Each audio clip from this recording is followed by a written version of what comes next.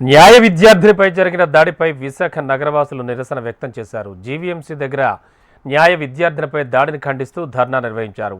మహిళలపై అత్యాచార విష సంస్కృతిని ఖండించాలని, తల్లిదండ్రులు బాధ్యత వహించాలన్నారు. అత్యాచార ఘటనలో బాధితులకు సత్వరం న్యాయం చేయాలని డిమాండ్ చేశారు. న్యాయ కళాశాల విద్యార్థిని మీద తోటి విద్యార్థులే అత్యాచారం చేయడం అనేది చాలా సిగ్గుచేటైనటువంటి విషయం. ఎందుకంటే కాబోయే లాయర్స్ వాళ్ళందరూ, బాధితురాలు లాయరే, తప్పు చేసిన వాళ్ళు కూడా లాయర్సే. మరి ఇటువంటి లాయర్స్ మన సమాజంలో మొదలవుతున్నారనే విషయం చాలా ఆశ్చర్యంగా అనిపించింది. అంటే మన కలకత్తాలో ఆర్జికర్ హాస్పిటల్లో డాక్టర్ అత్యాచారానికి హత్యకి గురైనప్పుడు మనం చాలా చెలించిపోయాం.